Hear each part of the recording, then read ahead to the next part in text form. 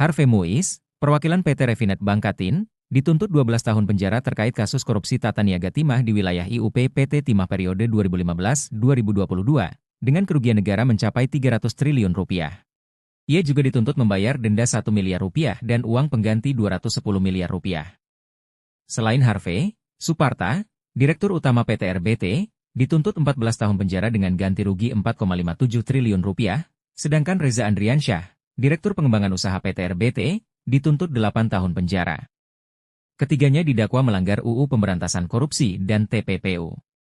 Seorang majelis hakim pengadilan tinggi pidana korupsi pada Pengadilan Negeri Jakarta Pusat yang memeriksa dan mengadili perkara tindak pidana korupsi atas nama terdakwa Harvey Muiz memutuskan: 1. Menyatakan terdakwa Harvey Muiz terbukti secara sah dan meyakinkan melakukan tindak pidana korupsi dan tindak pidana pencucian uang sebagaimana diatur dan diancam pidana dalam pasal 2 ayat 1 junto pasal 18 Undang-Undang 31 tahun 99 tentang pemberantasan tindak pidana korupsi sebagaimana telah diubah dengan Undang-Undang Nomor 20 Tahun 2001 tentang perubahan atas Undang-Undang Nomor 31 Tahun 99 tentang pemberantasan tindak pidana korupsi junto pasal 55 ayat 1 ke 1 KUH pidana sebagaimana dalam dakwaan ke-1 primer dan pasal 3 Undang-Undang Nomor 8 Tahun 2010 tentang pencegahan dan pemberantasan tindak pidana pencucian uang junto pasal 55 ayat 1 ke 1 KUHP sebagaimana dalam dakwaan ke-2 primer.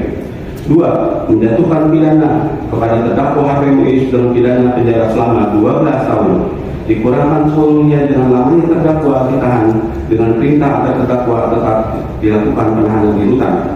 3. Menghukum terdakwa membayar denda sebesar 1 miliar rupiah dengan ketentuan apabila tidak dibayar diganti dengan pidana kurungan selama 1 tahun. 4. Membebankan terdakwa membayar uang pengganti sebesar 210 miliar rupiah dengan ketentuan jika terdakwa tidak membayar uang pengganti tersebut paling lama 1 tahun 1 bulan sesudah putusan pengadilan telah memperoleh kekuatan hukum tetap, maka harta benda milik terdakwa dapat disita oleh jaksa dan dilelang untuk membayar uang pengganti. Dalam hal terdakwa tidak mempunyai harta benda lagi yang mencukupi untuk membayar uang pengganti, maka terdakwa dijatuhi hukuman penjara selama 6 tahun.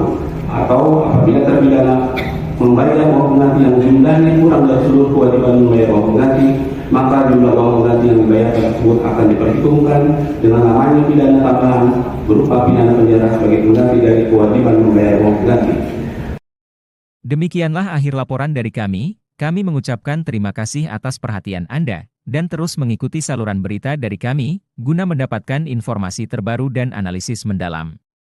Sampai bertemu lagi.